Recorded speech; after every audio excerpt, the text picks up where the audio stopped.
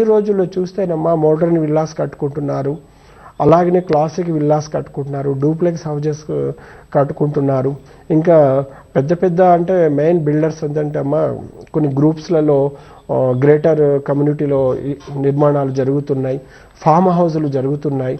వాళ్ళకు own house ఎక్కడో ఉంటుంది, ఫామ్ హౌస్ ఇంకో దగ్గర ఉంటుంది.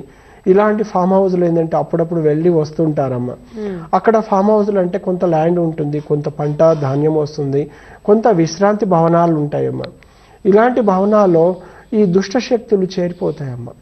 అక్కడికి పిల్లలు వచ్చి ఇంటికి వచ్చిన తర్వాత పిచ్చి పిచ్చిగా చేయడము, మానసికంగా కంట్రోల్గా ఉండకపోవడము, ఏదైనా చెప్తే కోపంతో ఏంటంటే నేను చచ్చిపోతాను, నేను మరణిస్తాను, నాకేముంది అనే విధంగా పిల్లలు మాట్లాడడము, ఇవన్నీ కూడా అశుభాలమ్మా.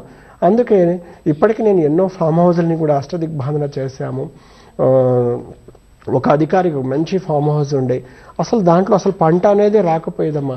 ప్రతి ఇయర్ కూడా దాదాపు కొన్ని ఒక 5 to 10 lakhs పెట్టుబడి పెడుతున్నాడు, కానీ దాని మందం కూడా రావట్లేదు.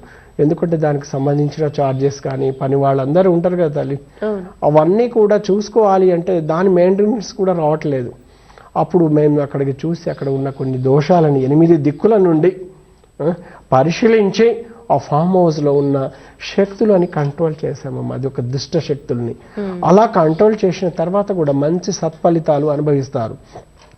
అలాగనే చాలామంది ఏముంది నిర్లక్ష్యంగా అలా పోతూ వస్తూ ఉంటారు. ఆ నెగటివ్ వైబ్రేషన్స్ మనం వెంబటి పడ్డప్పుడు ప్రమాదాలు అవ్వడము, రోడ్ సైడ్లో ఇన్సిడెంట్స్ అవ్వడము, మన వాళ్ళని కోల్పోవడము, అక్కడి నుంచి అశుభ ఫలితాలు అనుభవించుకుంటూ ఉండాలి. ఈ రోజుల్లో అంతా మీరు ఇబ్బంది ఎవరు పడాల్సిన అవసరం లేదమ్మా. ఎలాంటి శక్తిని కూడా మనం వశం చేసుకొని కంట్రోల్ చేసుకునే శక్తి మన దగ్గర ఉంది. అష్టదిక్కులు అష్ట ఐశ్వర్యాలు ఉన్నాయి, అష్టదిక్కుల్లో అష్ట దారిద్ర్యాలు కూడా ఉన్నాయి. ఏ దిక్కు నుంచి దారిద్ర్యం వస్తుంది, ఏ దిక్కు నుంచి చెడు శక్తి మనకు ఇబ్బంది పెడుతుంది, ఇలాంటి విషయాల్ని క్షేత్రస్థాయి పరిశీలన చేసుకొని ప్రతి ఒక్కరు కూడా చాలా హ్యాపీగా ఉండొచ్చు అనమాట.